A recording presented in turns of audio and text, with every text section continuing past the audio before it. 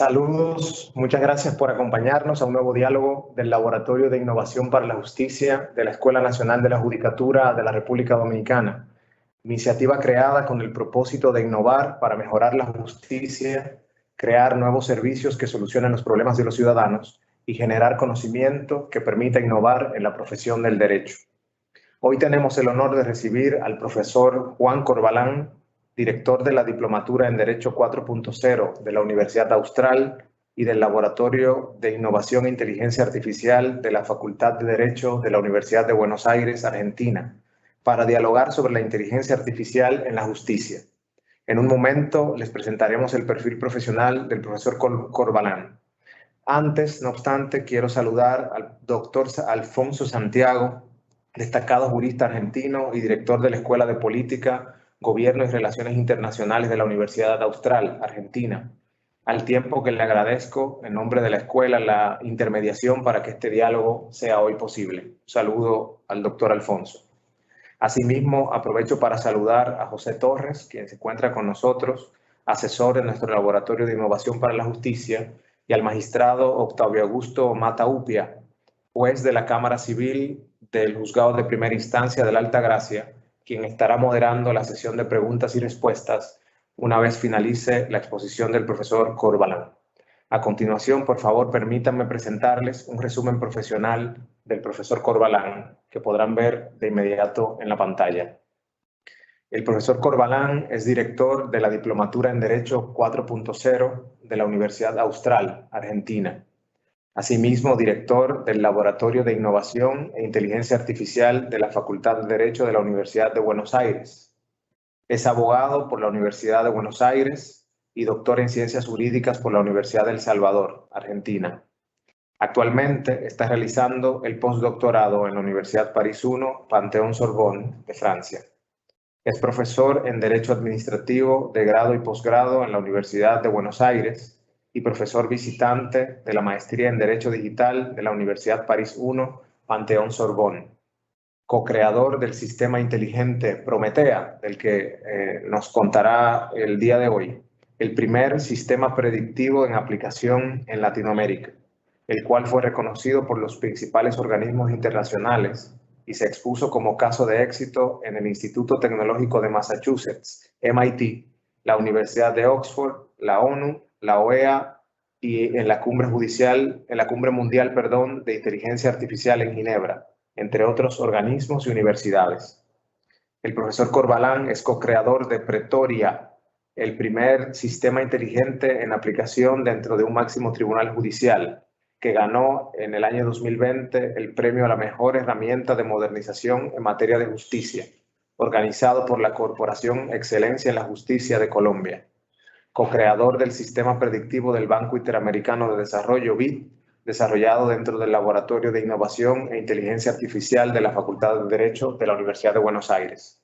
El profesor Corbalán es director y coautor del Tratado de Inteligencia Artificial y Derecho, asimismo autor de 4 libros en materia de inteligencia artificial y derecho, 2 de ellos prorrogados por Vicenzo Acuaro, director de Gobierno Digital de las Naciones Unidas, y por el doctor Eckhard Ernst, jefe de Políticas Macroeconómicas y Unidades de Trabajo del Departamento de Investigación de la Organización Internacional del Trabajo. Es reiterar las gracias al profesor Corbalán, reiterarles a ustedes las gracias por acompañarnos.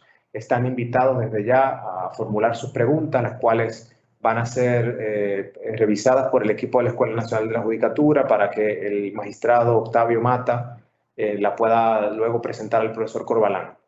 Profesor Corbalán, de verdad para la República Dominicana es un verdadero lujo tenerle, que nos pueda contar su maravillosa experiencia en el tema de la inteligencia artificial aplicada a la justicia en nuestro continente y sobre todo entablar un diálogo con el Poder Judicial de la República Dominicana y los países iberoamericanos hermanos que nos acompañan y bueno, toda la comunidad jurídica en general para dialogar sobre un tema tan interesante en estos tiempos.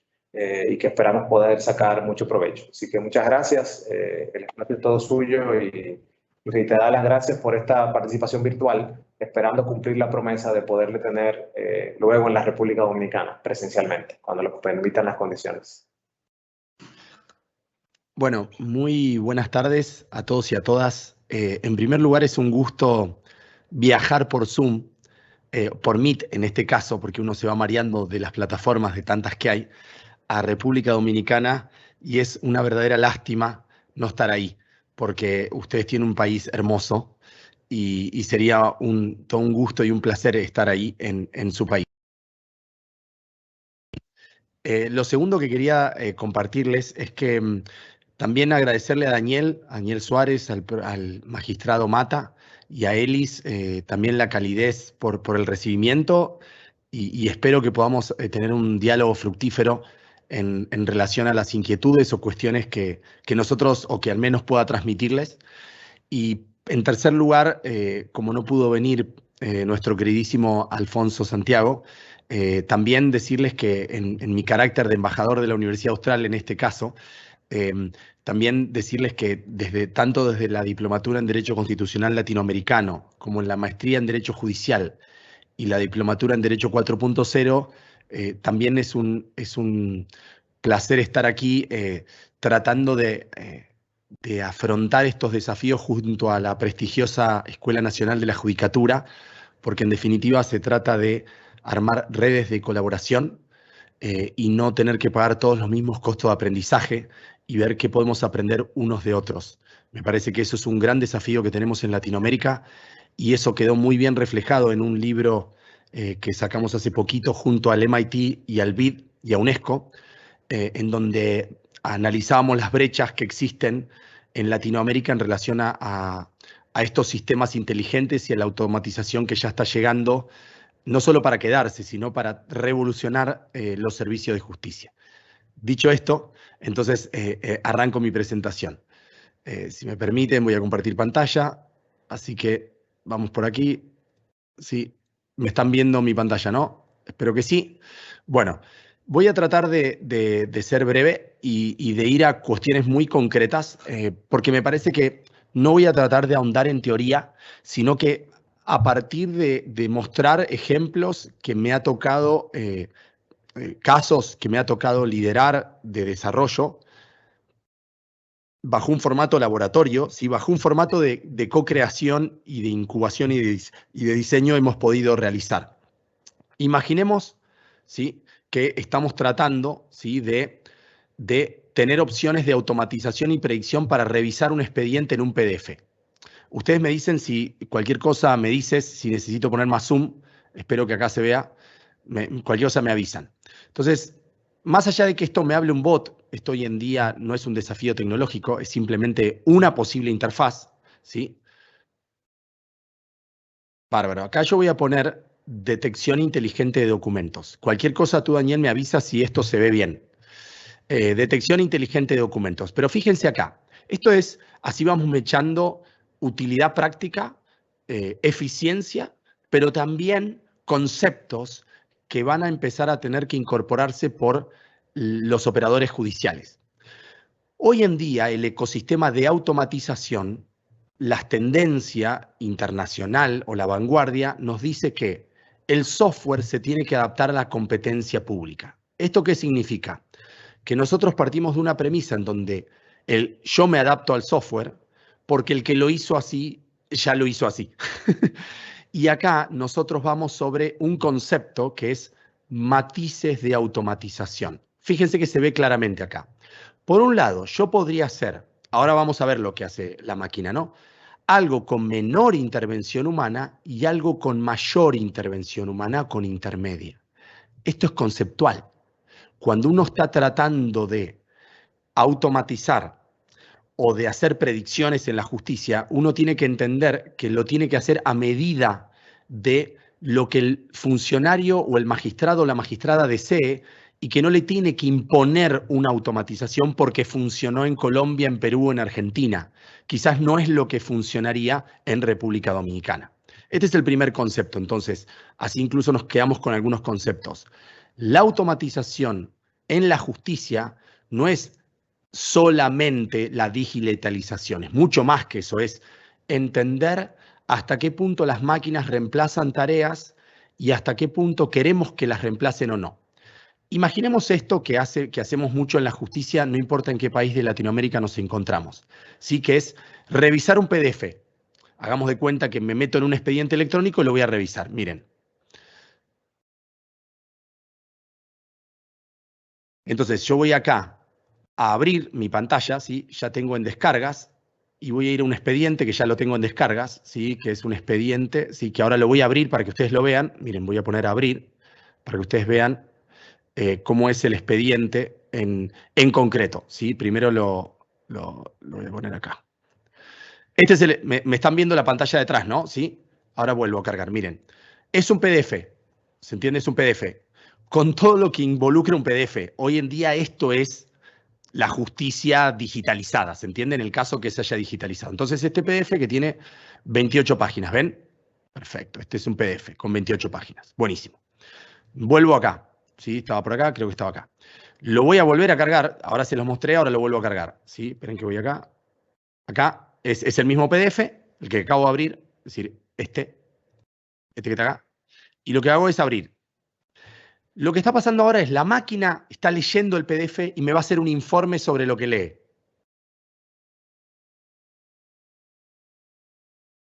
Bárbaro. Entonces acá lo que la máquina me dice es, Juan, imagínense esto para cualquier fuero de cualquier instancia procesal, ¿se entiende? Esto no es solo para un fuero específico.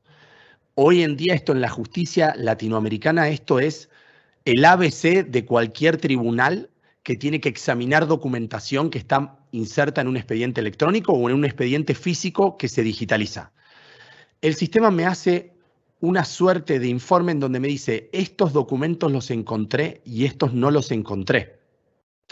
¿Saben cuánto le lleva? Esperen que voy a dejar de compartir, así los puedo mirar también en un momento y no es solo.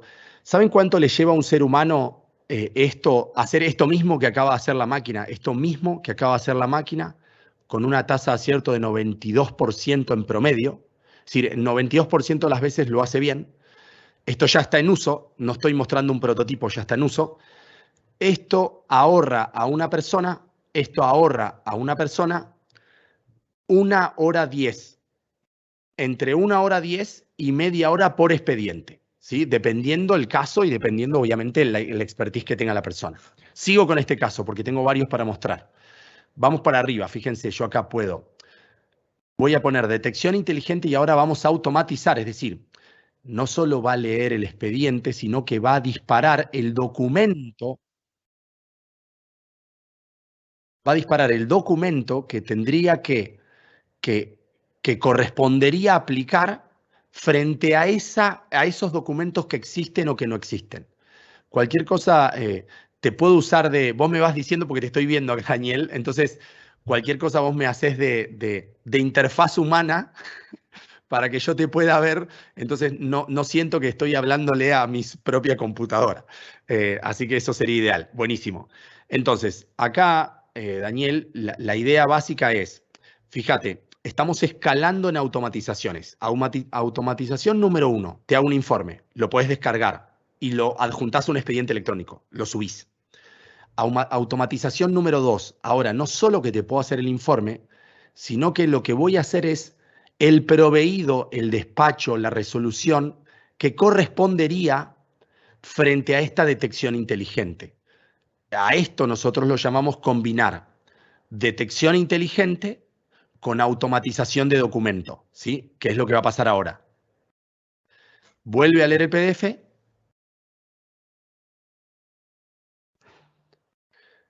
Y esto es lo que hace la máquina. En verde, esto está a propósito, para mostrárselos. En verde es lo que la máquina autocompletó de los datos que extrajo del expediente. O bien los puede traer de un sistema informático.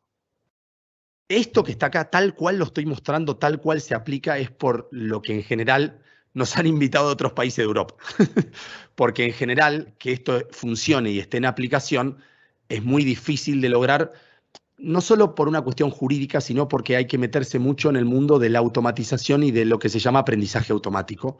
Y después, si quieren, Daniel, en el momento de las preguntas puedo ampliar sobre cuestiones técnicas. Acá yo solamente voy a empezar a mostrar cosas solo para incentivarlos de que esto se pudo sin ayuda ni de ninguna empresa tecnológica. Esto es desarrollo propio. No hay empresas tecnológicas metidas detrás de esto. No está ni IBM, ni Amazon, ni Microsoft, ni Oracle, ni Accenture. Bueno, ¿cuál es mi punto acá? Ahora sí voy a ir a algo conceptual, no técnico. Acá lo que puede pasar es, yo voy a poner acá el informe, ¿ven? Lo voy a poner acá, voy a poner informe y se descarga el informe. Lo voy a abrir, ¿ven? Y lo abro. Entonces yo lo podría editar. Ahí me abre un Word, yo lo podría editar. Buenísimo.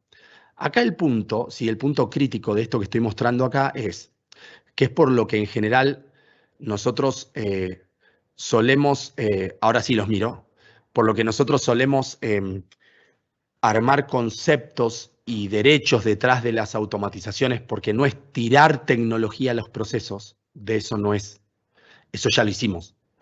Y a las pruebas me remito. Cuando tiramos tecnología a los procesos suele pasar que hoy leer un PDF es más lento que leer papel. Esto está comprobado, lo hemos comprobado. Es decir, en un papel nosotros sabíamos dónde estaban las hojas, como en el PDF no sabemos dónde están, el magistrado Mata esto lo debe saber de memoria. Entonces, si yo empiezo a leer este libro y ya sé por aproximación dónde está, entonces leer en papel, entonces es lo que nosotros llamamos una paradoja tecnológica. El PDF tecnológicamente en abstracto es fantástico, es mucho mejor que la imprenta y que un soporte de papel. El tema es que no lo rodeamos bien. Si vos no rodeas bien una tecnología, produce una frustración la incorporación de tecnología al usuario. El usuario dice, estoy peor que en la era de Gutenberg. Y pasaron 4 siglos y vas a la luna e Elon Musk le conecta un chip a un cerdo para leerle el cerebro. Pero resulta que nosotros en el siglo XXI leemos más despacio que en el siglo XIX. Esta paradoja, como esta, hay múltiples paradojas. Nuestro desafío, por eso les muestro acá, es cómo entender a la automatización y rodearla de un ecosistema en donde yo le puedo decir al magistrado Mata, estimadísimo Octavio, si a ti te sirve esto que yo acabo de poner como template, entonces yo te voy a pedir que me digas en qué parte vos querés más intervención humana, así yo me doy vuelta y le digo a los programadores que esta parte no la automaticen. Entonces ahí empieza un juego, lo que nosotros llamamos un equilibrio dinámico entre la automatización y la predicción, porque en definitiva esas son las dos variables sobre las que va a trabajar el Poder Judicial de acá en adelante. O sea, casi todo se reconduce a eso. El software, en definitiva, va a ser qué automatizamos o qué podemos predecir con máquinas. Todo va a girar en torno a eso. Desde esa lógica, ¿cuál es nuestra idea? Y con esto cierro el concepto y muestro otro caso. Nosotros tenemos que tener claro cuáles son las tareas a automatizar. Entonces, lo que yo les recomendaría, solo por experiencia, de haber hecho esto en muchísimas organizaciones judiciales, muchísimas, en todos los fueros, penal, civil, laboral, contencioso, todos, les recomendaría algo así como esto, miren. Daniel y estimadísimo magistrado Mata y todos los oyentes y las personas que nos están escuchando de Latinoamérica y Daniel, un laboratorio, en mi opinión, de innovación debiera tener esto como eje rector para dárselo como insumo a alguien de informática. Es decir, que yo te pueda decir, Daniel, en mi área hay 169 tareas y yo las dividí según diferentes variables, automatizable, no automatizable y semi. Entonces, en vez de razonar sobre si las máquinas nos reemplazan, que es el típico miedo que es, Juan, la máquina me va a reemplazar, típico miedo, es, no, mirá, te cuento, vos tenés muchísimas tareas, algunas no son reemplazables, otras en parte te ayudo y en parte no, y otras que las haga la máquina. No estudiaste una maestría ni hiciste una especialización para hacer copy-paste de agosto o de julio. No estudiaste una maestría para eso. Entonces, fíjense, hay diferentes formas de segmentar las tareas en la justicia en base a sus capacidades de automatización. Puede ser por la habilidad o puede ser por la complejidad. ¿Esto qué quiere decir? Que cuando nosotros, por ejemplo, en la diplomatura de Derecho 4.0, enfocamos la automatización, lo que hacemos es, tratamos de hacerle entender a los operadores judiciales que si no hacemos estas fotos de sus organizaciones, yo no puedo saber en abstracto exactamente qué significa ayudarlo con la inteligencia artificial al magistrado Mata. Él me podría decir lo que a él le puede parecer como intuición porque escuchamos hablar. Pero otra cosa es que yo le diga, estimado magistrado, mire, en la parte de ingresos de su tribunal existen 24 tareas que entendemos que no deberían ser hechas por una persona, o al menos, si van a ser hechas por una persona, que la persona agregue valor a la tarea. Que la máquina detecte algo y que la persona razone sobre lo que la máquina detecta. Ahí viene el segundo concepto. A esto nosotros lo llamamos inteligencia aumentada. Ni siquiera nosotros, lo tomamos de Naciones Unidas, con quien estamos trabajando. ¿Esto qué significa? En vez de decirle a un juez o una jueza, voy a reemplazar tus tareas, digo voy a aumentar la capacidad de lectura y a reducir el tiempo y a aumentar la capacidad de lectura de información para que tomes una mejor decisión. Es decir, aumento la capacidad de razonar la información, de procesarla, para que el magistrado Mata no pierda el tiempo ni su equipo en tareas burocráticas, lo que se llaman tareas rutinarias, mecánicas y repetitivas y previsibles en los términos de la OIT o de la ONU o de organismos internacionales. Sigo y me voy a otro lugar. Buenísimo. Salgo de acá. Bueno, ahora vamos acá. Imaginemos que nosotros queremos hacer algo parecido a lo que yo mostré, ¿sí? Pero ahora vamos a hacerlo con la justicia civil. Lo que acabo de mostrar tiene que ver con un detector inteligente para que lea un PDF y me haga un informe sobre requisitos formales. Esto podría ser de admisibilidad de una demanda, podría ser en relación a detectar cuestiones de violencia de género, como estamos trabajando con la Corte de Perú, ¿sí? Que estamos trabajando para que todos los jueces de la Corte de la Justicia peruana tengan un detector inteligente para evaluar el riesgo que viene proveniente de actas de la policía. Acá es accidente de tránsito, es decir, vamos a ver lo que representa para la justicia argentina casi un 30% del volumen de juicios que tienen los jueces de primera instancia.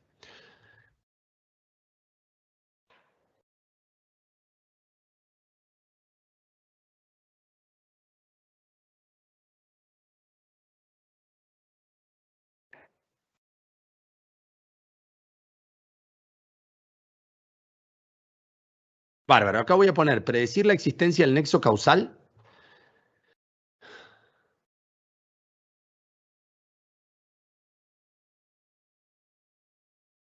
Bueno, acá viene una lógica conceptual detrás de lo que voy a mostrar acá.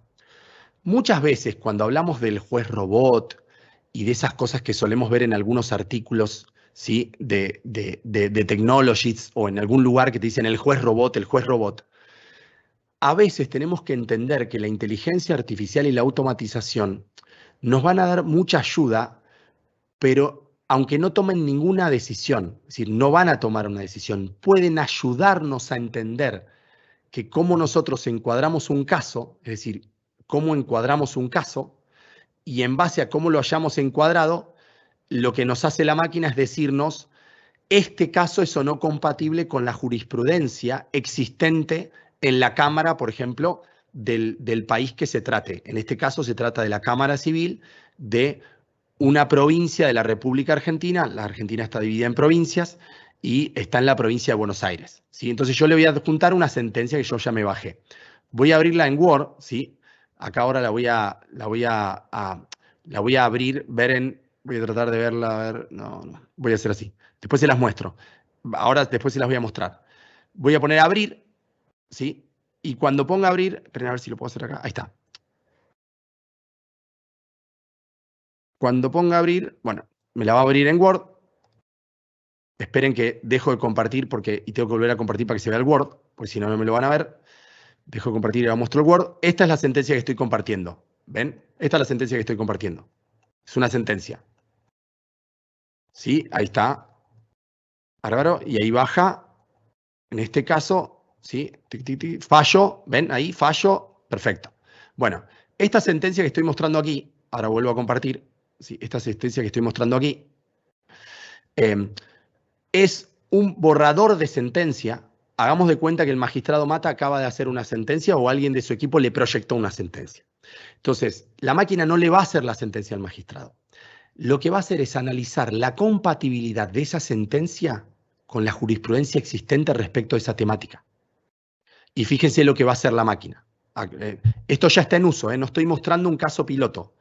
Esto lo incubamos, se empezó a desarrollar se empezó a testear a fines del 2018. En el 2019 ya está en uso por 2 jueces que usan este sistema tal cual yo lo voy a mostrar en este momento. Esperen que salgo de acá. Uy, ¿por qué estoy mostrando eso? Esperen, tener presentación. Esperen que vuelvo de vuelta a, cierro acá. Cierro esto y cierro esto. Ahora sí. Listo, ahora vuelvo a donde estaba. Buenísimo. Perdonen. Esperen que... no, yo soy más del equipo Zoom, entonces me cuesta Teams. La verdad que me cuesta Teams, soy Zoom. Entonces a veces se complica. Ustedes están viendo acá la pantalla esta. ¿Qué pantalla están viendo? ¿Están viendo esto, no? Estamos viendo la pantalla de Teams, sí. La pantalla de Teams. Están viendo mi pantalla ahora donde estoy metiendo una sentencia, ¿no? ¿Sí? No, lo que se está viendo es la pantalla de Teams. Ah, la pantalla de Teams. Ok, a ver si logro compartir. A ver, ahora sí, ahora debería. Así. ¿Ahora sí? Sí, ahora sí. Perfecto. Sí. Entonces, esta misma sentencia, pongo a abrir.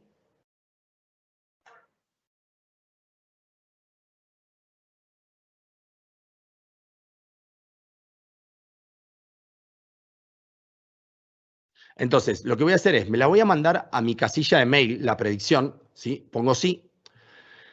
Y acá lo que pasó es, lo que va a pasar es lo siguiente, me está diciendo que como se interrumpe el nexo causal porque la máquina solo está entrenada para detectar la interrupción del nexo causal, es decir, si todo lo que escribió el magistrado Mata, en este caso es una jueza con la que la aprobamos, la doctora Gil, en este caso, si todo lo que ella escribió, en definitiva, se acredita sobre su relato la interrupción del nexo causal. Lo que suele pasar es que escriben algo los jueces y que quizás esos argumentos determinan que la Cámara diga que eso mismo que escribiste, para nosotros se interrumpió el nexo causal, porque para nosotros hay culpa de la víctima, aunque para el juez no haya culpa de la víctima. Lo pongo en palabras más fáciles. Lo que hace la máquina es, dice, este texto que acabo de leer, lo comparo contra 500 o 600 casos con los que la máquina la entrenamos y dice, esto tal cual usted lo escribió, magistrado o magistrada, esto tal cual usted lo escribió, es compatible con un caso en el cual se interrumpe el nexo causal, con lo cual, si usted no da por sentado esto, hay altas chances de que la Cámara le revoque su fallo. ¿Entienden? Entonces, ¿qué está pasando acá? Lo que está pasando, perdonen que así los miro, lo que está pasando es una paradoja. Nadie se imaginó cuando estudiaba Derecho que iba a tener una máquina que haga esto. Nadie. No saben lo que es la jueza contando este caso. Si quieren un día la traemos, porque ella, saben, les cuento una anécdota, ella lo que hace es, Juan, yo uso este sistema como el tercer corrector.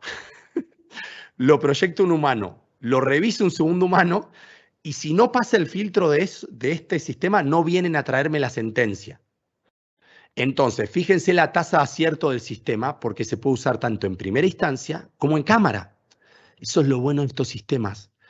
Porque quien está en cámara puede decir, yo apenas llega la sentencia, la paso por este filtro y ya tengo una pauta sobre si esto está en línea con nuestra jurisprudencia de cámara. Entonces, fíjense los principios jurídicos que se optimizan. Seguridad jurídica, el primero. Detrás de esto está la seguridad jurídica.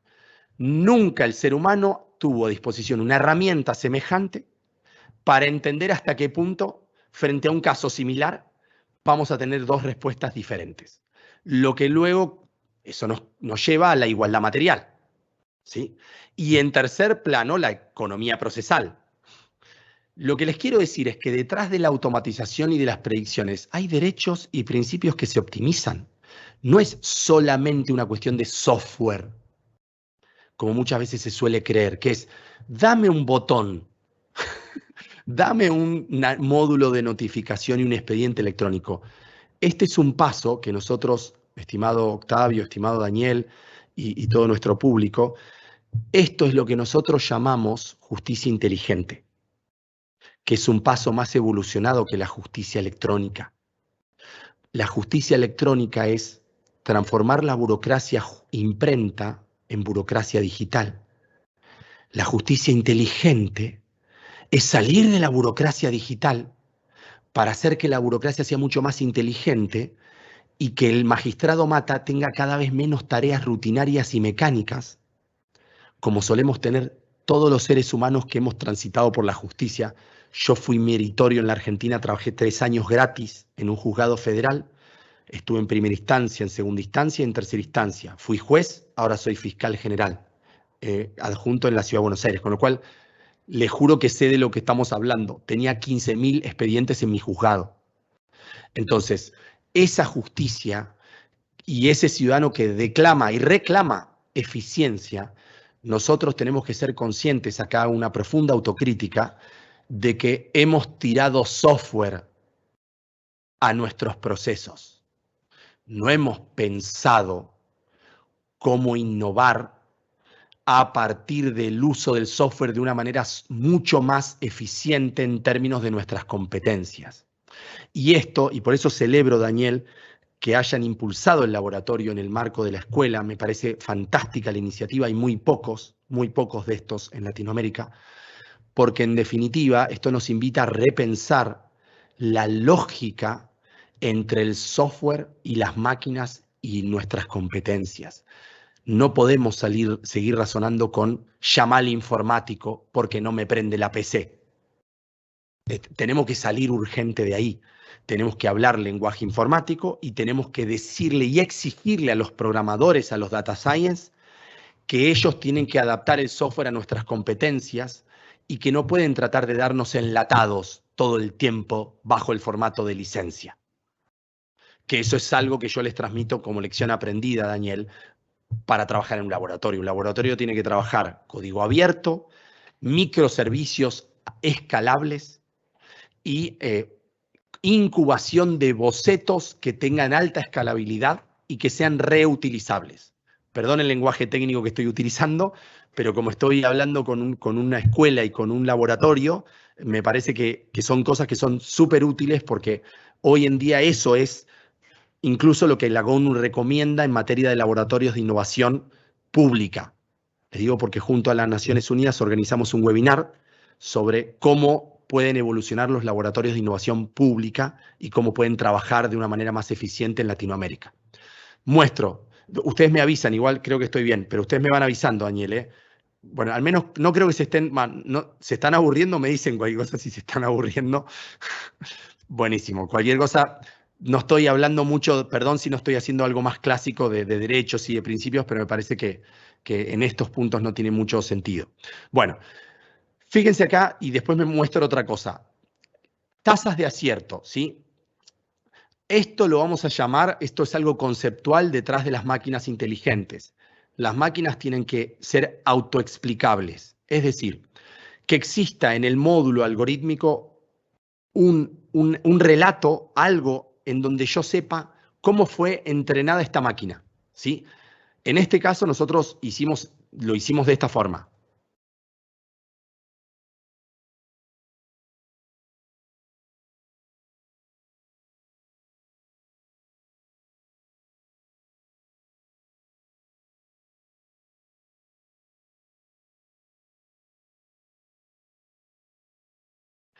Bueno, la tasa de acierto de este sistema, sí, es esta.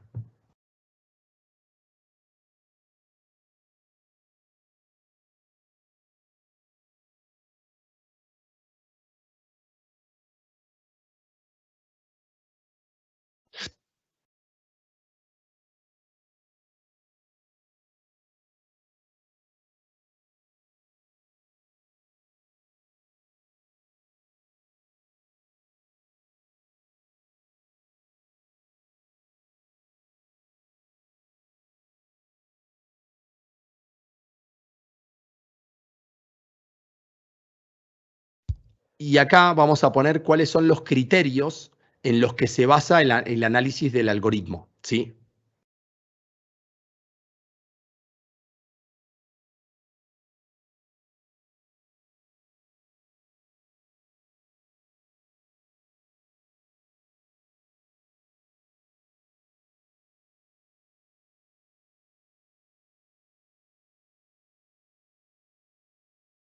Perfecto. Bueno, salimos de la justicia civil, nos fuimos de la justicia civil. Vamos ahora a otra justicia, a la justicia contencioso-administrativa o a la justicia que ustedes, no importa cómo la llamen, que es los juicios en donde en general es parte el Estado, suele ser parte del Estado. Fíjense cómo esto es automatización, no es predicción.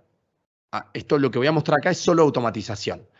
Si yo quiero hacer un primer proveído, ¿sí? O sea, primer proveído significa me acaba de ingresar una acción de amparo vinculado a personas que solicitan de alguna forma un reconocimiento de su remuneración por servicios o por antigüedad en su condición de empleados públicos o empleadas públicas. Fíjense la cantidad de clics con las que yo puedo hacer un cálculo de honorarios y hacer la resolución que correspondería a este expediente. Hagamos de cuenta que yo tengo el expediente al lado, lo estoy leyendo y estoy analizándolo y entonces pongo primer proveído, ¿sí? Voy a poner demanda solamente al IPS, ¿sí? Acá. Le voy a poner no, ¿sí? Voy 3 clics. Le voy a poner no. Le voy a poner no. Y acá le puedo poner un número de resolución que se podría generar automáticamente. Se la estoy poniendo yo acá en vivo, acá estoy. ¿Ven? Ahí está, se la acabo de poner. Enter. Ahí está la resolución con fecha de hoy. ¿Sí? Acá está la resolución con fecha de hoy. Bueno, son 5 clics. Bueno, esto que acaba de pasar acá, que yo lo puedo editar, lo puedo descargar y editar. Elis, la veo a Elis riéndose. No sé si Elis se está riendo porque es real esto, Elis. Lo usa una jueza en la justicia argentina. Esto ya está en uso. No es un prototipo esto. Hay una jueza que de hecho la tenemos documentada. De hecho, ella escribió y todos nuestros casos los documentamos. Incluso tenemos el rendimiento que ella ganó respecto de esto. Ella ahora tarda en hacer esto entre 2 y 4 minutos y medio. Y antes tardaba entre 15 minutos y 25 minutos por expediente. Estos números, ¿sí? Estimado magistrado Mata, Elis, Daniel, lo que nos dicen es un concepto. No importa si los algoritmos que subyacen a esto son fáciles de hacer para un programador, ¿sí? Porque en definitiva lo que acabo de mostrar no es difícil desde el punto de vista informático. El punto acá es, ¿cómo pudimos hacer eso con la jueza? Porque lo hicimos en conjunto. Lo hacemos a partir de entendemos las tareas automatizables en segmentos de los procesos que tiene la jueza. La jueza nos dijo, los amparos previsionales me representan casi un 40% del volumen que tengo en relación a estas temáticas. Y tengo que sacar 6 resoluciones tipo en general, que no sé si le suena esto, Daniel o magistrado Mata, que nosotros resolvemos con carpetitas amarillas de Windows, a la que las llamamos modelo A24, modelo A54, modelo 428.245. Bueno, lleno de carpetitas amarillas según cada cuestión, modelo de algo. Reemplazamos eso, magistrado. Entonces, ¿qué hacemos? Los modelos los guardamos en el algoritmo, es decir, ya no van más a una carpetita amarilla. Y entonces lo que hacemos con sus tareas es que usted con pocos clics, la máquina le construye el modelo. Y eso, aunque la máquina no prediga nada, acá no hay actividad predictiva. ¿Se entiende? Acá no hay actividad predictiva. No es como en las otras 2 cosas que yo mostré, en donde hay predicción. Ahora voy a mostrar Colombia, donde también hay predicción. Acá esto es lo que nosotros llamamos soluciones o automatización para acelerar la producción de resoluciones judiciales. Porque ahí está el grueso de la burocracia judicial. Yo puedo decir al magistrado Mata, magistrado, ahora usted puede poner una firma electrónica o un token. Yo puedo decirle ahora aprieta 3 botones, 5 o 6 y se manda una notificación. Pero el expediente electrónico y la notificación electrónica no están pensados para automatizar las tareas específicas de los magistrados, por fuero o por materia.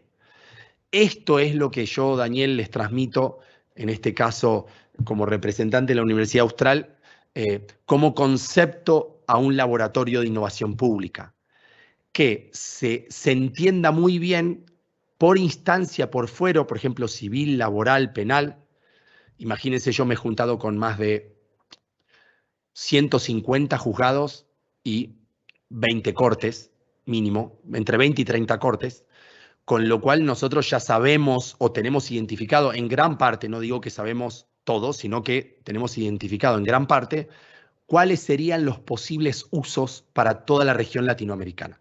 Es decir, si el magistrado Mata tiene competencia civil o comercial o laboral, existe en lo laboral algo que se llama homologación de acuerdos. No sé si a alguien le suena, que hace derecho laboral, esto no importa que estemos en Argentina o en República Dominicana, entendemos de lo que estamos hablando.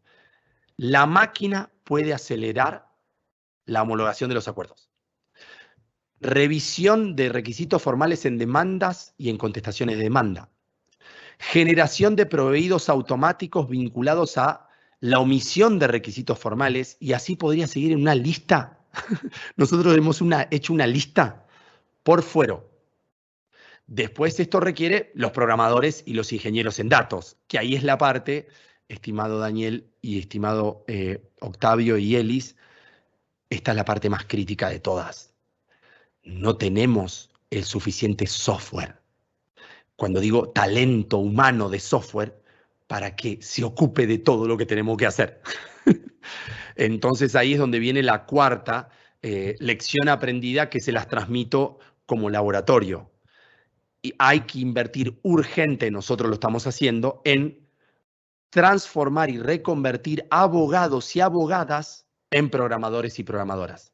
Si no hacemos esto, la brecha es tan grande de costos que aunque yo venga acá y muestre todo esto y muestre otras cosas, van a seguir pasando los años y no va a haber recursos para hacer esto.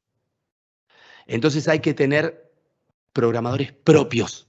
Esto es un consejo, no saben cómo se los digo, o sea, casi implorando por la cantidad de cosas que nos equivocamos, que es, si vamos a depender todo el día de que alguien nos financie cualquier cosa de estas, vamos a esperar muy sentados mientras esto avanza, porque hasta el día que se aprueben las licitaciones. Entonces, lo que yo sugiero es, para algunas de estas cosas, no para todas, reconvertir personas. Nosotros ya lo hemos hecho.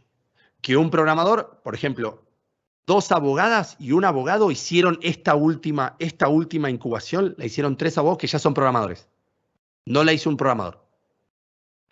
Esto es algo que es revolucionario. Yo sé que esto, quizás mucha gente me dice, Juan, estás ahí en Argentina, ustedes que además suelen ser soberbios, porque siempre se dice que ustedes supuestamente se las saben todas y todo eso, digo haciendo una autocrítica, porque los que piensen eso tienen un 95% de razón en un montón de casos para hacer una autocrítica profunda sobre nuestra cultura.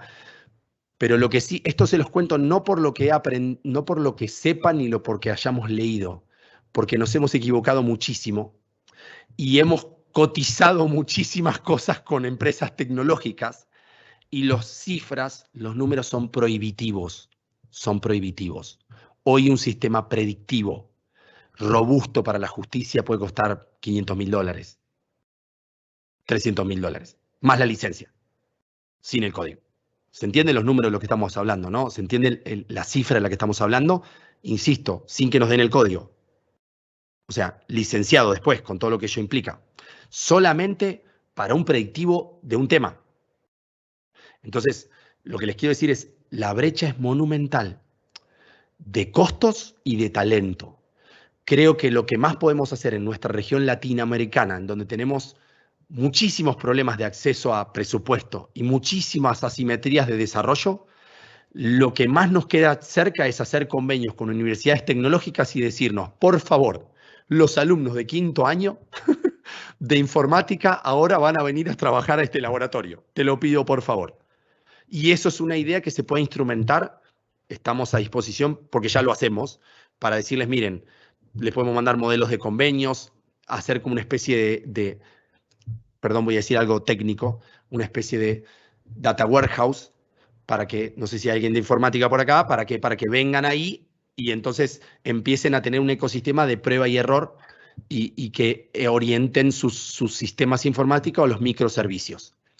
Perdón que haya tirado tantas cosas, pero me parece que también está bueno que esto no sea solamente una charla magistral. Estamos compartiendo experiencias y esto también es una nueva forma de compartir conocimiento. Es de laboratorio a laboratorio, de diplomatura a diplomatura, es decir, que no sea solamente hicimos descubrimientos teóricos, sino estamos contando cómo ensayamos y hacemos prueba de error y nos va bien o nos va mal.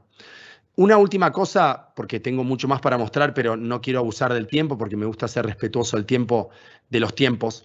Tenemos algo en materia de violencia de género y de perspectiva de género. No voy a llegar por el tiempo, Daniel. Si después ustedes quieren, lo ven. Simplemente lo último que les muestro es esto. ¿Están viendo, ¿no? ¿Están viendo esto? Perfecto. Esperen. Me dicen si escuchás. Este sistema es que si uno pone fecha, ahora sí, supongamos que vamos a poner aquí 6 de septiembre, es decir, lo que está pasando acá es que las sentencias que ingresan a la Corte de más de 5.400 jueces de toda la República de Colombia van a revisarse por parte de la Corte Constitucional. Entonces la Corte Constitucional tiene que elegir un periodo. Esto obviamente no funciona así hoy en día, que llegan los expedientes en paquetes, y esos expedientes que llegan en paquetes físicos son leídos por personas humanas, y leer una sentencia y hacer un informe como el que ahora les voy a mostrar le lleva a una persona entre 27 y 36 minutos. Solamente una. Acá lo que hace Pretoria es, desde esta fecha hasta esta fecha, lo que vamos a hacer acá es desde esta fecha hasta esta fecha, y supongamos que queremos buscar hasta el 13 de marzo o 20 de marzo. Entonces, acá el sistema lo que hace es detecta 880 casos. ¿Cuál es el punto central de este sistema en su versión disruptiva? Que yo puedo filtrar criterios, y estos criterios que están acá, como enfermedad degenerativa, casos relacionados con derechos sexuales, no es que el sistema busca una palabra, por ejemplo, mujeres en estado de embarazo, sino que tiene que interpretar que la mujer en estado de embarazo es la que está pidiendo ayuda judicial y por alguna razón o fue bien resuelta en primera instancia, o sea, por el juez de las instancias anteriores, o no fue resuelta como la persona quería. Entonces, si yo pongo acá enfermedad crónica, por ejemplo, y pongo sí, el sistema filtra los casos, ¿ven? Y detecta 673. Y hace un resumen. Y obviamente yo puedo ver el caso acá. Acá está el caso. Y esto es lo que la máquina lee de manera automatizada. No hay intervención humana en esta lectura. Está acá ven todo el caso. Si vuelvo, ¿sí? Van a ver que el resumen que hace la máquina es, piensen que sobre esta cantidad de casos que recién marcó ahí, sobre todos estos casos hizo el resumen, y ven que pone personas víctimas de cualquier violencia sexual, población adulta mayor no, etc. ¿Esto qué significa? Que la máquina logra hacer en segundos el resumen de, en este caso que está aquí, de 673 casos. Si no obstante yo quiero ampliar la fecha, por ejemplo, y ahora ponerle 2 de mayo, van a ver que van a aumentar los casos, ¿ves? 917. Y volvió a hacer el resumen de todo. Y si lo quiero ver en vez de en un listado en gráficos, me puedo hacer esto mismo en gráficos. Acá está. ¿Sí? Y en una línea temporal. Esto se puede hacer con muchísimos filtros, ¿sí? Con muchísimos filtros hasta llevar a, por ejemplo, a esta situación, ¿sí? Personas enfermas de cáncer. Que quizás esto es lo más interesante de esta herramienta, que puede detectar las personas de más vulnerabilidad que van a la corte en procura de tutela, que es amparo en Argentina sería. Fíjense, acá hay una persona con enfermedad crónica, una población con adulto mayor y una persona enferma de cáncer, o sea, está buscando estas 3 cosas, ¿sí? Y acá me dice que hay 66 casos y me los lista con el resumen. Ahí está, dejo de compartir. Esperen un segundito. Ahí está. Bueno, Esto que acabamos de pasar acá, esto fue el caso que más nos costó por lejos trabajar con una corte constitucional. Ahora estamos trabajando con la Corte de Perú y estamos trabajando con el Consejo de Estado colombiano. Trabajar a nivel corte es muy desafiante por múltiples razones. Es como el faro del país y es muy difícil entrenar. Y esto, si bien es algo que le puede servir a un montón de instituciones, esto cuesta hacerlo entre 6 a 9 meses. Lo anterior que mostramos se puede hacer de entre 2 a 6, 4 o 5 meses. Y esto cuesta casi un año porque hay que entender la complejidad de una corte y una corte como es el faro de un país tiene mucha más exposición pública, ustedes lo saben, y entonces eso amerita que todo tiene que ser razonado desde un punto de vista de cuál va a ser el impacto institucional que el sistema genere. Los números que se optimizan acá, Daniel, son casi increíbles.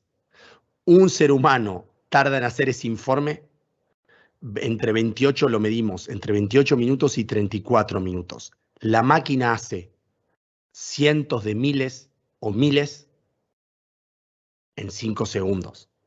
Esto ya lleva las cosas a otra dimensión. Lo que acá hay que hacer para tratar de que la gente y de que las personas no piensen que van a ser reemplazadas, porque en mi opinión no hay que reemplazar a nadie acá, es, yo lo vi, fui a la Corte de Colombia, estuve ahí varias veces. Yo vi los camiones en donde entran las tutelas, las vi. O sea, entran los camiones con unos hermosos paquetones, los llaman los paquetones, y entran 2.600 por día. Son cifras que no existen en ningún lugar casi del mundo. Saco algún tribunal chino, porque desconozco en China e India si hay números parecidos. En Latinoamérica no existe. Creo que todas las cortes juntas no llegan al número que recibe la Corte de Colombia, que es casi 1 millón de casos anuales. 1 millón. No existe como número, como concepto. Ahí había un equipo de 80 personas, 80, para seleccionar estos casos y leerlos. Entonces ahora la máquina los ayuda a hacer esa preselección y no se les pasan las personas vulnerables. Por eso nosotros creemos que el derecho a la inteligencia artificial, así como en Internet, decir que Internet iba a ser un derecho en el 2000 y sonaba loco, hoy voy a decir algo que también va a sonar loco, pero que calculo que en 10 años ya no, que es, si vos tenés una máquina así, estás obligado a usarla, porque eso te optimiza la protección de los más vulnerables.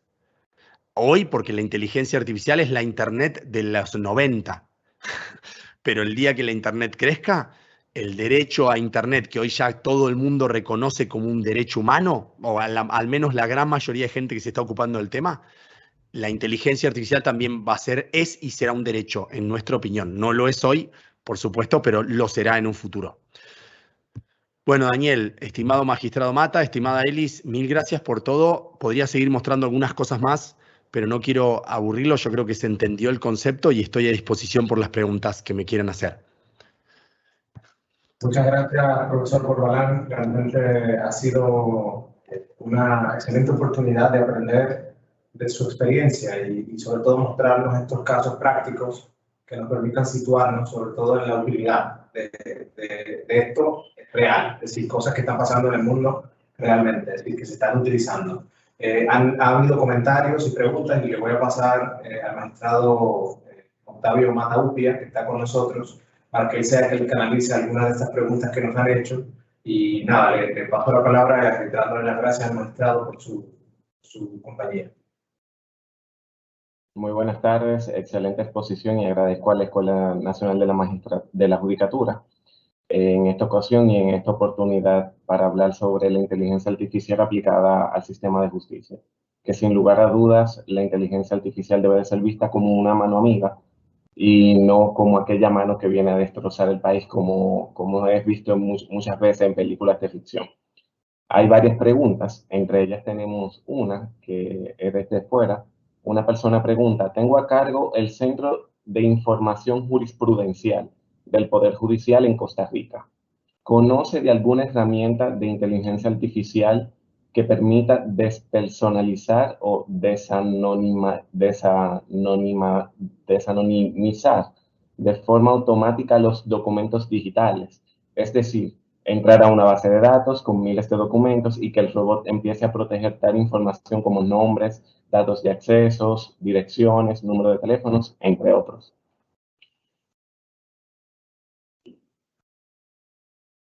Ahí está, buenísimo, ahora sí. Y ahí después, si te parece, estoy leyendo también la pregunta de Carlos Morales, que también creo que la pusieron ahí, no sé, la vi ahí. Ahí, estimado magistrado Octavio, dos cosas. Uno, ¿existe ya eso?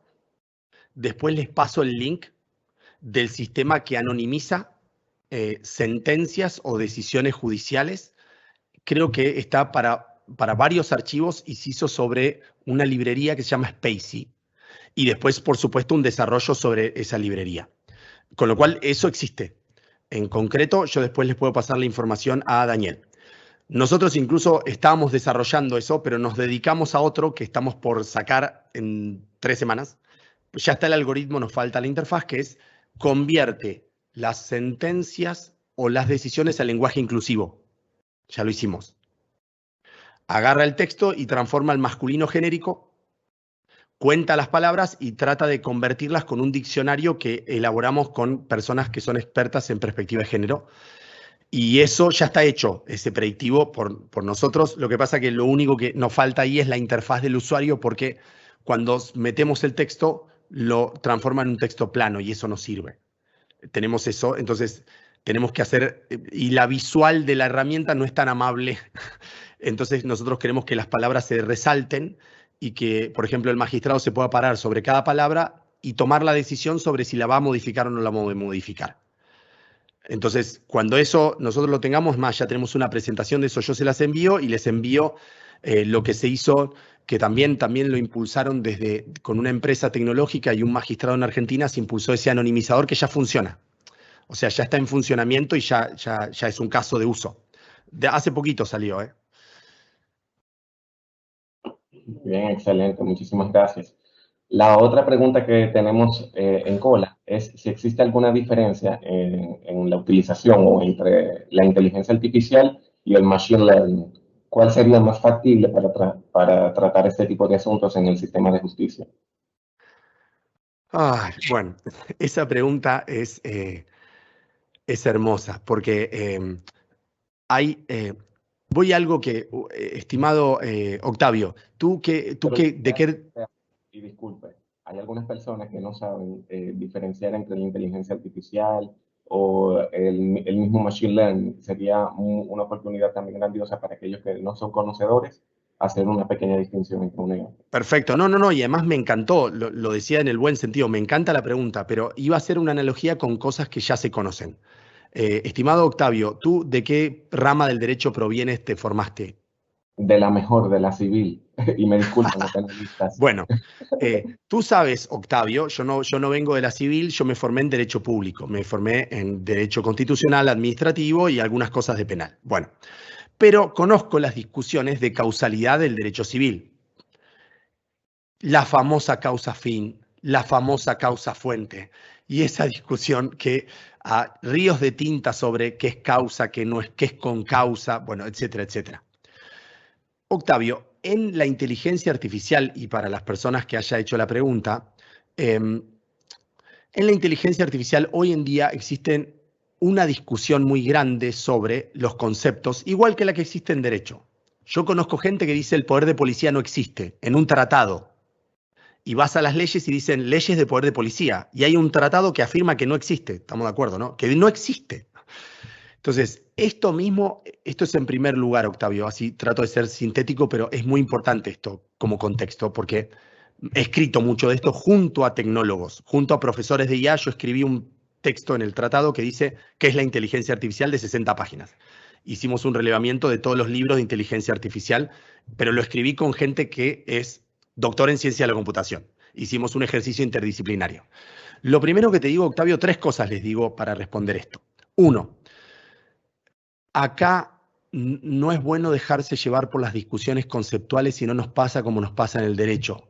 Quedamos discutiendo conceptos y no vemos los fenómenos detrás de los conceptos. Esto es lo primero. Entonces, ¿de qué me sirve que esto lo llame super machine learning, ultra machine learning, Super Deep Learning, Ultra Deep Learning, si cuando voy a evaluar lo que hace el software no es explicable y además no me sirve. A mí no me interesa cómo lo llamemos. Es lo que yo llamaría un enfoque teleológico, para ponernos más teóricos, del concepto. Es decir, ver más sobre sus fines y sobre sus usos y no sobre la naturaleza jurídica de las máquinas, que además los abogados no estamos en condiciones de hacer esa evaluación. Y los libros de IA, como este, es monumental. ¿Ven lo que es, no? La mitad del libro, como en el derecho, dice algo que es IA, y si agarro otro libro de IA, dice que eso no es IA. ¿Entienden lo que está pasando en la IA, no? Típico de lo que pasa en el derecho. Uno dice, esto no es discrecional. Otro dice, esto es discrecional.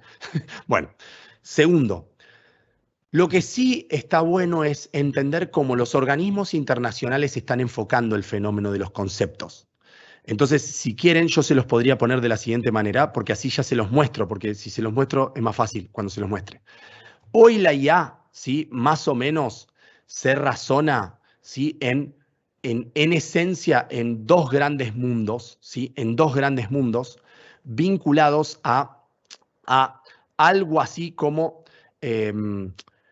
sobre qué es lo que está detrás de la máquina, Octavio. Sería algo así como el género. Hagamos de cuenta que es género y especie. En el derecho es derecho público, género, especie, penal, administrativo, tributario, constitucional.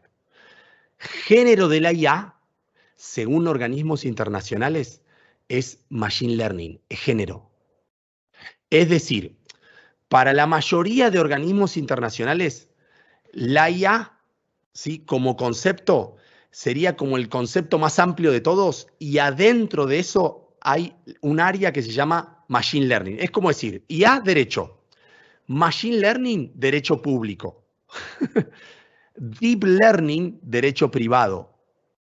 Deep learning, aprendizaje profundo. Ahora bien, para muchos organismos internacionales, el machine learning es género y el deep learning es especie. Es decir, el aprendizaje profundo es especie. De hecho, para el MIT esto es así, y para Oxford también. Le digo porque yo me formé en Oxford y en MIT en inteligencia artificial, ¿sí? Para ellos, el machine learning, ¿sí?, el ecosistema machine learning, la IA es una torta grande que tiene muchas cosas. El machine learning está en un lugar macro y después está en un lugar el deep learning específico, lo que algunos teóricos llaman la verdadera IA. Yo no comparto eso, ni la ONU comparte eso, ni la OCDE comparte eso, y así podría hacerte una lista de al menos 25 organismos internacionales, porque relevamos todas las definiciones de los organismos internacionales y las tenemos publicadas. Lo tercero, y con esto termino, Octavio, es nosotros en la justicia, en mi opinión, tenemos que sí tener cuidado con lo siguiente. No importa cómo lo llames, llámalo súper inteligente, tontín, semi-tontín, hermosamente inteligente, super deep learning, lo que quieras. Decime qué técnicas están detrás de esto. Entonces, si yo te digo, detrás de esto hay Big Data y aprendizaje profundo, danger para la justicia, danger. Se tiene que encender una luz roja. Porque como no es 100% explicable, es en parte una caja negra, yo no puedo decirte, Octavio, que se interrumpió el nexo causal y que vos me preguntes por qué la máquina hace esto y yo te digo, no tengo muchas explicaciones para darte. Y cuando le pregunto al programador, el programador me dice, no tengo muchas explicaciones para darte. Te puedo contar que le metí 100.000 casos, y te puedo contar que entrené la red neuronal de la siguiente o de la cual manera, pero no te puedo explicar, Octavio, exactamente lo que se llama la trazabilidad del sistema y la explicabilidad o interpretabilidad en función de los patrones que reconoce la máquina. Eso para mí es lo más importante en la justicia, es decir, cuáles son las técnicas que subyacen al algoritmo y si son explicables o no son explicables. Porque si no son explicables, no importa que sea la verdadera inteligencia artificial, en principio no la puede usar en la justicia. La justicia no puede usar algoritmos que no son transparentes. No hay chance que eso... Ninguna constitución de Latinoamérica que yo conozca admitiría esto. No sé si te contesté, Octavio. Sí, claro que sí, claro que sí. Muchísimas gracias y de verdad, excelente exposición. La otra pregunta que tenemos es, el sistema de predicción que utiliza este software libre o no? O en caso contrario, es muy costoso. ¿Cuál sería la rentabilidad? Bueno, acá hay 2 o 3 cosas a tener en cuenta y también, Daniel, esto en el marco de un laboratorio es súper importante. Una cosa es software libre, otra cosa es código abierto y otra cosa es software que está en condiciones de ser libre y que el código es explicable y transparente, simplemente que no se abre porque no se lo documentó lo suficiente para que no sea transformado en el camino. Empiezo a decir los 3 escenarios.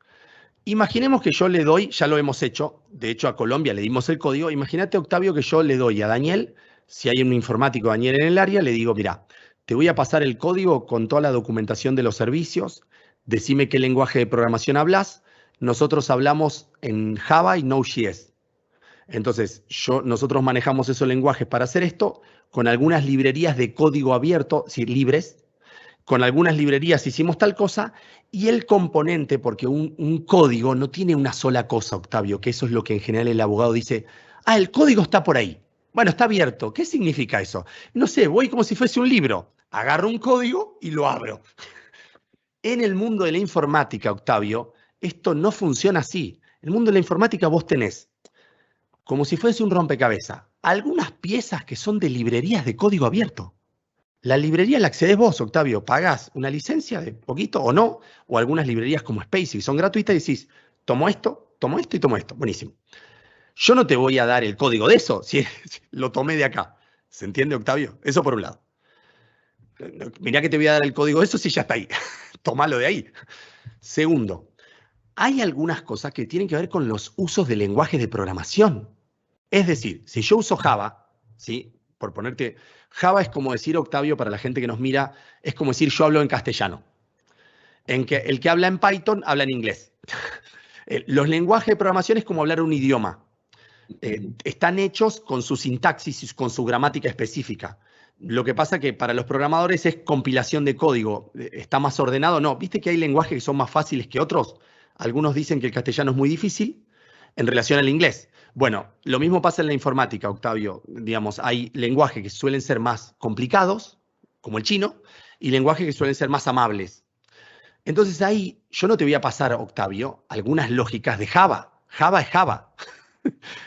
¿Usamos Java o no usamos Java? Yo no te puedo pasar el código de Java, porque estoy usando un lenguaje de programación. Y ahí viene el punto. Si yo voy a usar una técnica de algoritmo, y acá sí voy al código, es esto que yo mostré acá, por ejemplo, tiene 3 componentes. Un módulo de clasificación, un módulo de integración y un módulo de interfaz. Los 3 nosotros los podemos abrir. El tema es, yo lo abro, se lo mando a Daniel y hay un programador que, o bien, o lo lee mal.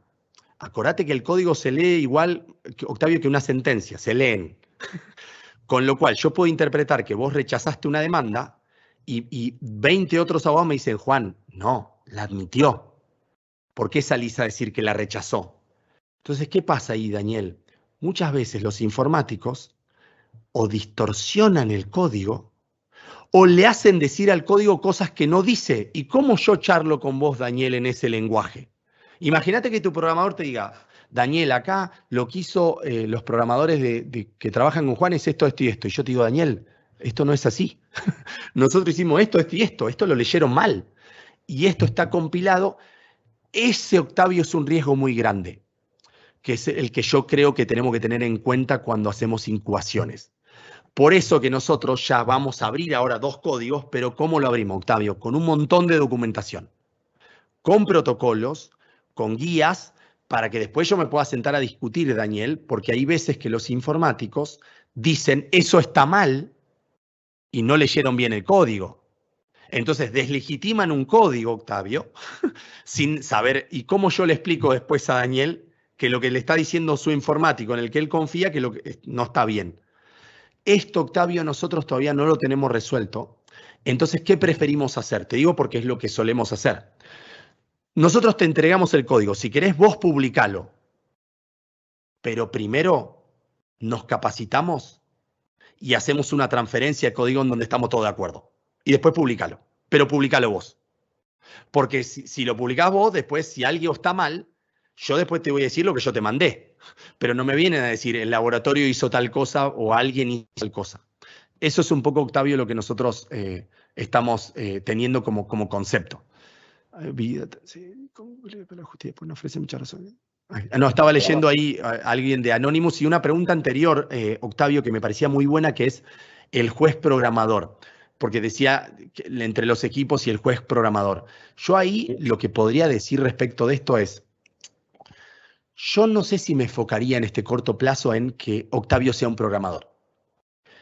Está muy lejos el camino. Yo me conformaría con que Octavio y muchos jueces y juezas entiendan básicamente el lenguaje de programación.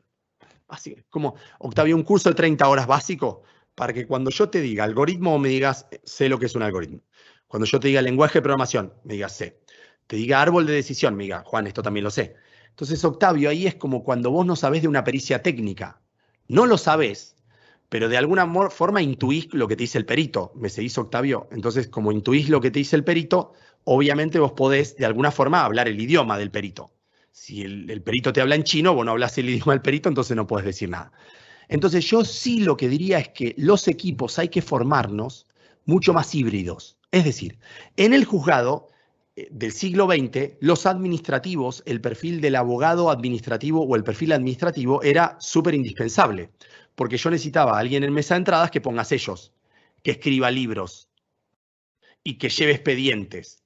Yo creo que eso hay que reconvertirlo y ahora necesitamos analista de datos, analista de datos, y uno que sepa programar. No significa que reemplace al Poder Judicial ni al laboratorio de la escuela de la República Dominicana. Significa que cuando hay que ir a ese juzgado, Octavio, podemos ir, sentarnos y decir, hablo con él.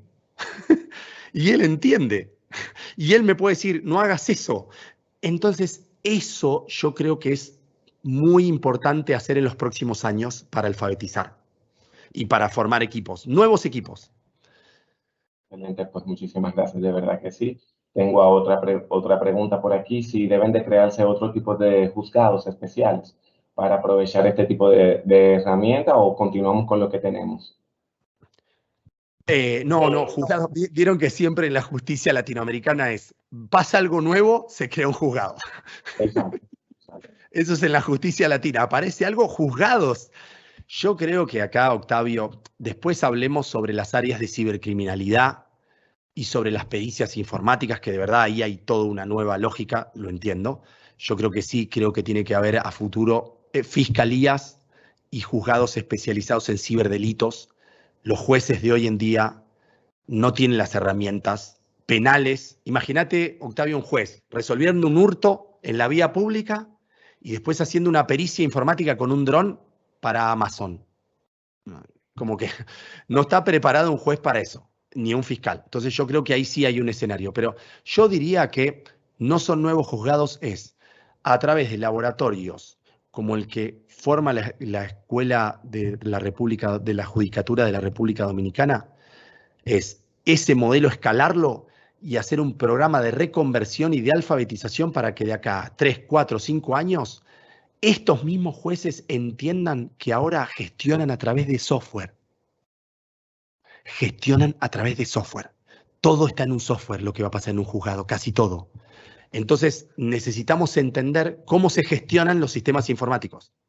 No para razonar un expediente electrónico, para razonar un poco lo que estamos charlando, Octavio. Yo creo que ese es el mayor desafío. Excelente. Y de paso ya le puedo decir que prácticamente contestó la siguiente pregunta. Y precisamente queríamos saber cuáles son los retos que consideran más importantes para implementar este tipo de proyectos en la justicia y cómo ha sido la aceptación de los jueces ante este tipo de tecnologías. Bueno, esto, Octavio, a mí me hace acordar a una anécdota de una jueza argentina que en la década, principio de los 80, trajo una computadora al juzgado. Escuchen esta anécdota porque es imperdible. Trajo una computadora a su juzgado. Esa jueza actualmente es jueza de la Corte de la República Argentina, Corte Suprema de Justicia de la Nación. La jueza trajo la computadora a su juzgado, que es como traer hoy un robot a un tribunal, más o menos. En principio de los 80 era como traer este sistema y ponerlo a resolver. Entonces empezó a usarla para hacer sentencias. principios de los 80. En Argentina las computadoras recién llegaron a la justicia a fines de los 90. Creo que en República Dominicana también.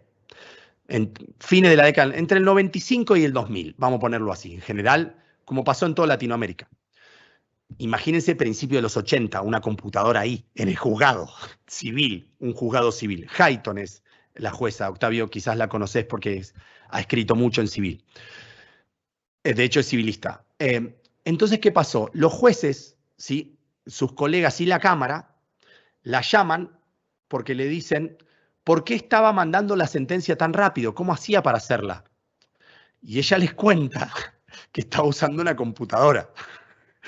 Imagínate la cara de un juez, Elis, en la principio de los 80, es como que yo te diga, Elis, ahí te voy a mandar un dron con computación cuántica que te va a hacer las sentencias. Para un juez... En esa época era usar una máquina de escribir Olimpia. No, es lo que te iba a decir.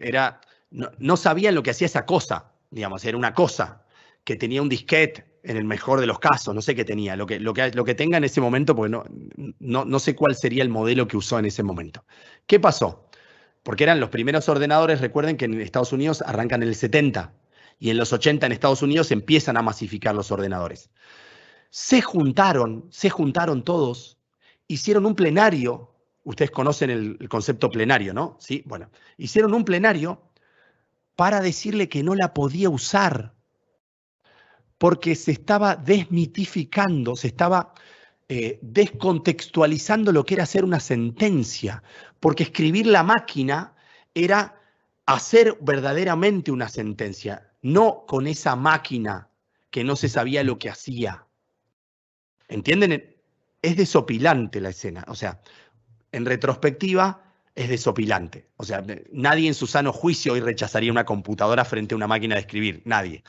Salvo que tenga ganas no sé, de jugar, porque tiene ganas de jugar, como en un capítulo del Chavo y el doctor Chapatín y el profesor Girafales, que en ese momento que jugaban con una máquina de escribir. Entonces ahí a lo que voy es, la resistencia al cambio, Octavio, no es un defecto, es connatural a nuestra especie. Lo que nosotros sugerimos, entre muchas otras cosas, Octavio, porque con esto termino, porque además no quiero monopolizar y ya hablé un montón, es, después de haber aprendido, nosotros lo podríamos resumir en, primero, no hay que ser un tecno-optimista cuando uno ingresa a la organización. Yo no puedo entrar a un juzgado de República Dominicana y decir, hola, acá traigo mi robotito y voy a tratar de implantarlo en la República Dominicana porque es fantástico, como si estuviese vendiendo una licuadora o una aspiradora inteligente. Eso es lo primero que no hay que hacer, Octavio. Esto es lo que no hay que hacer. Lo que nosotros creemos que hay que hacer es empatizar. Esta palabra, la inteligencia artificial no la maneja. No la manejan las máquinas la palabra. Empatizar y entender las necesidades y el contexto de ese juzgado.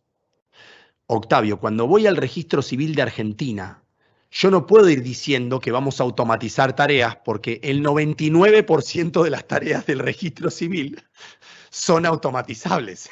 Entonces, te digo porque nosotros ayudamos al registro civil a automatizarse de Argentina. Entonces, yo si voy a un juzgado, por ejemplo, de violencia de género, Octavio, le podría decir a una jueza, le podría decir, mira, cuando vos contenés a la víctima es el momento más importante cuando vos le tomás la denuncia, porque no la podemos revictimizar a la víctima.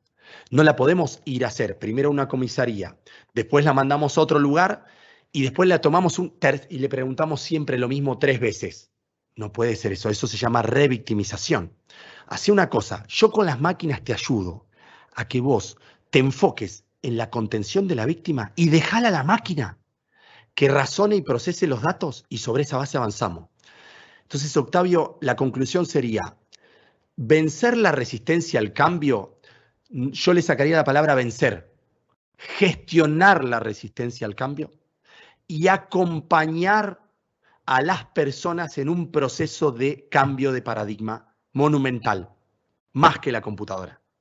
Entonces, si lo enfocamos de ese modo, la persona empieza a ver que no estamos contra ella, porque entendemos que ya invirtió 20 años para capacitarse para esto. No le podemos decir, estos 25 años, Octavio, en donde aprendiste todo, los voy a tirar por la basura. Yo te tengo que decir, Octavio, yo entiendo lo que aprendiste, yo voy a tratar de sumarte desde otro lugar y vos dame tu aprendizaje para que juntos vayamos para adelante. Ese sería un poco el enfoque. De verdad que agradecemos todas esas explicaciones, de verdad que sí. Y una última pregunta que está en el foro, nos cuestionan sobre cuáles herramientas tecnológicas y habilidades personales deben de poseer los servidores judiciales o los funcionarios que se dedican en la tarea o en la labor jurisdiccional para profundizar la inteligencia artificial aplicada a la justicia. Ay, a ver, ahí yo creo que hay dos desafíos. Uno es de infraestructura tecnológica, es decir, si Daniel me dice, Juan, Daniel, ¿compraron ustedes servidores para el laboratorio? Suponete que yo te haga esta pregunta. Vos me decís, sí, no. Bueno, ¿cuántos teras tienen tus servidores de almacenamiento y están preparados para hacer pruebas vinculadas a inteligencia artificial? Primero con Small Data, después vemos con Big. Si vos me decís no, entonces la respuesta sería, Octavio, el Poder Judicial tiene que tener un entorno de pruebas, o un laboratorio tiene que proveer un entorno de pruebas para que el programador, que pueda hacer magia, insisto, pueda hacer magia sin servidores robustos, sin servidores sofisticados, para que por lo menos eso sea un camino. Mientras tanto, porque eso es caro, mientras tanto, Octavio, está lleno de soluciones que en parte las extraes de un código abierto, o sea, de una librería de código abierto, o sea, que está disponible, que no requiere mayor poder de cómputo que un ordenador potente. Y que con eso avanzás. Yo por eso, Octavio, me focalizaría no tanto en la infraestructura tecnológica que, insisto, no la quiero minimizar. Yo me enfocaría en las habilidades y en el talento. Urgente. Mientras compramos los fierros, para ponerlo en terminología más no tan apropiada. Pero si primero compramos los fierros, Octavio, si compramos los software y no capacitamos el talento, tenemos ahí máquina que nadie usa y que no van a aprovechar, porque es como tener una Ferrari y no tener conductores y no tener nafta o estaciones de servicio. No sirve para nada.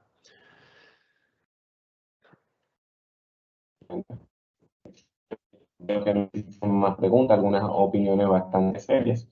Yo le voy a ceder la palabra al director, Dariel Suárez, y agradecer la oportunidad nuevamente de todo este país por los comentarios que usted nos ha y sus aportes que ha realizado desde el punto de vista de la inteligencia artificial.